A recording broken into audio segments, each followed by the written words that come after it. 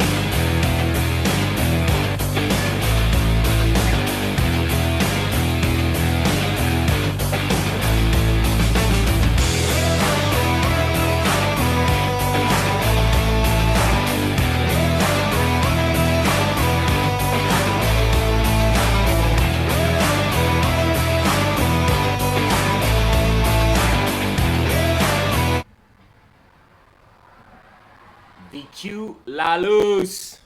No, I'm just kidding. VQ not La Luz. But we have here a VQ37 VHR. If you're not familiar with these engines, they come out of a G37 or a 370Z. They're in some Q50s and other newer cars. But yeah, so here you have it.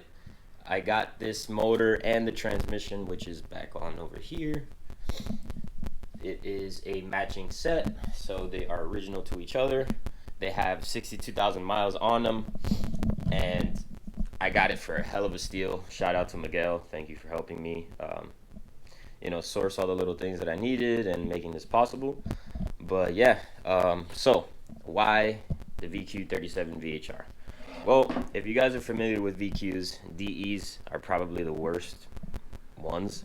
However, this one was great. It was perfect. But if I wanted to make this car any sort of faster, I would have needed to build the engine. I would have needed to upgrade my supercharger.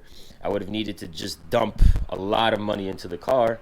And what scares me about built engines is that, yeah, it's built, but things can still fail. Things can still go wrong. And then when you're spending so much money to build something and then it breaks, it's kind of just like, I've seen a lot of people part out their cars after building their motors one or two times and then it not working properly. They end up parting out and it's just a whole headache. For me, like I say, I'm more of a parts changer. I'd rather be stock block all day, blown motor, swap another stock block in there, keep it pushing. So that's just how I like to do things. And unfortunately, the DE was probably maxed out on that setup that I had before. So I really couldn't have done much with the stock block. Whereas a VHR, sorry, I've seen these engines hold about 700 horsepower with just the stock block. Granted, I'm not going for 700 horsepower, I'm going for something a little less than that, but this is going to be the best platform to go ahead and do that for me and, stay loyal to the VQs. I didn't want to switch tuners. I didn't want to switch, platforms completely. So I think this was my best bet in order to go ahead and make the car faster, but also, stay true to a VQ and stuff like that. Another great thing about it is that I get to reuse my long tube headers, my whole exhaust. I get to reuse my fuel injectors, fuel pump, pretty much a lot of things I can kind of reuse. So yeah. We also did have a full G37 part out car, so I did get any wiring bit that I needed or any little thing that I needed from this car. So it was great. It's honestly been very, very budget. It hasn't broke the bank at all.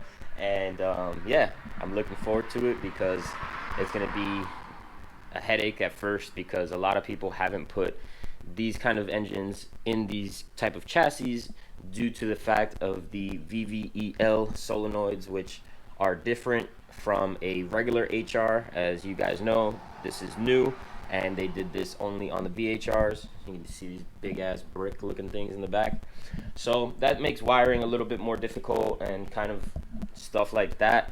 But I am working with Martin. If you don't know who Martin is, he is the tuner for me and Miguel. His company's name is RS Entropy.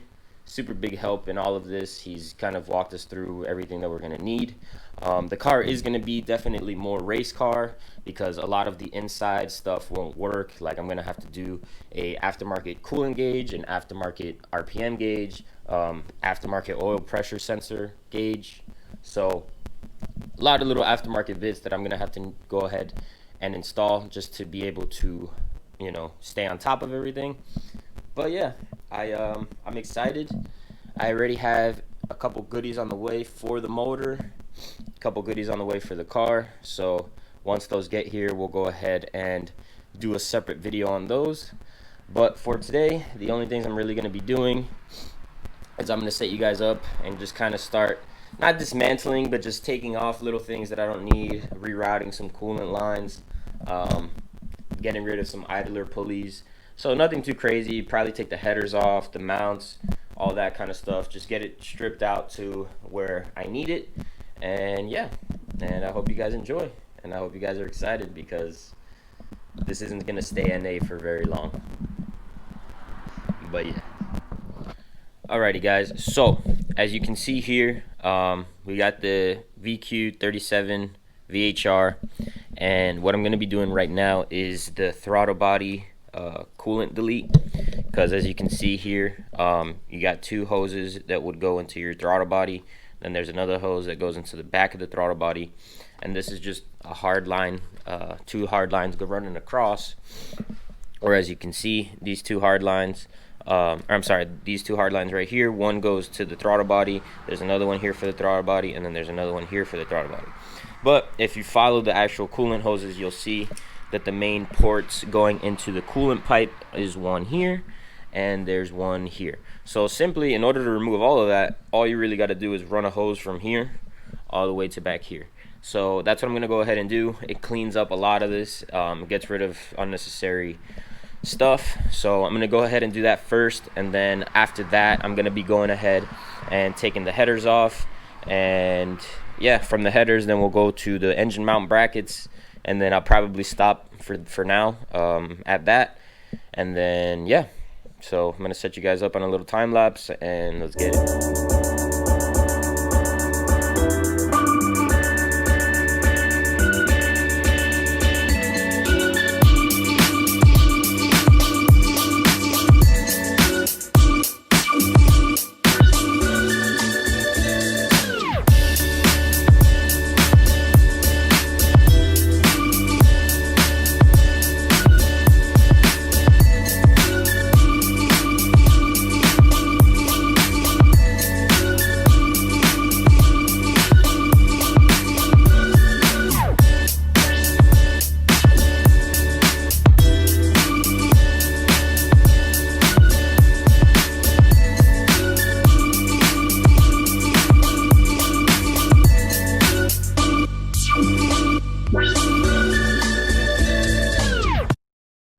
Alright guys, so as you saw in the time lapse, went ahead and took off the engine mount brackets, got those over there. Took off both exhaust manifolds, you see those both over there. I just mocked up the header just to kind of make it look cool.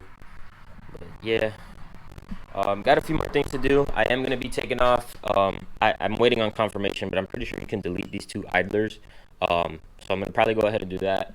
And then down here, as you guys can see, from factory, these VQs come with a, I guess, oil cooler, if you want to call it that. But we have a sandwich plate for an external oil cooler. So usually what you do is you take this hose right up here that's going into the cooler, and you take this hose down here that's going into the cooler, and you just loop them, and then you can get rid of this oil cooler completely.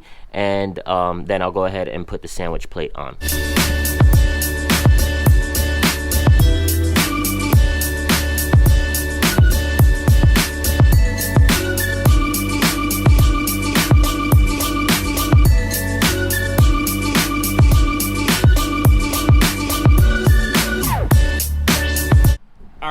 guys, so as you saw in the time lapse, I went ahead and took off the factory oil cooler, and then as you can see, there's these two coolant lines right here. But what I'm going to be doing is just looping those with a hose. And for here, this is what you take out. I think it was a 22 millimeter socket. Yep, 22 millimeter socket, and this comes out. I thought to myself, well, this essentially had an oil cooler here from factory, so I thought this would actually work. But I called a few of my friends, and they told me just to use what I had on the DE, which on the DE I had the HR coolant delete mod. So essentially it didn't come with this, and you just use a stud from the HR, and then you use your adapter kit with your sandwich plate. So that's what I'm going to go ahead and be doing. I'm just going to go ahead and take it off my old DE over there and call it a day. Alright guys, so as you saw in the time lapse, I went ahead and got the sandwich plate on here. I just put this little filter just for now so that oil doesn't come out. I went ahead and put the mounts on. I am using the VHR bracket and then the Z1 Motorsports mounts. So I went ahead and did that. I looped those two lines right here, as you can see. It's a little ugly, but whatever, it'll work. And then here in the back, I also went ahead and reused this hose that I had on the DE. This is pretty much deleting the heater core so that I don't have a heater anymore, which is okay. But as you can see here, I also had the Z1 bleeder port, which actually is pretty cool because they sell the same thing but with a NPT adapter fitting in there, so that you're able to use a coolant temp sensor and wire it to an aftermarket gauge. So that's what I'm going to be doing, since none of the wiring, mostly for the inside of the car, is going to work. Obviously, like my windows, my brakes, my lights, all the stuff for the body will actually work, but coolant temp won't work, RPM won't work, oil pressure gauge won't work. So in the inside, I am going to go ahead and be replacing all three of those gauges with aftermarket gauges, and probably just have the starter to a switch when the time comes. But yeah, so that's gonna conclude this video, guys. I hope you're excited. I know most of you were probably expecting an LS or a 2J or something crazy, but that is not in my budget. VQ all day. So there it is. Thank you guys so much for watching. As always, like, comment, subscribe. Peace out.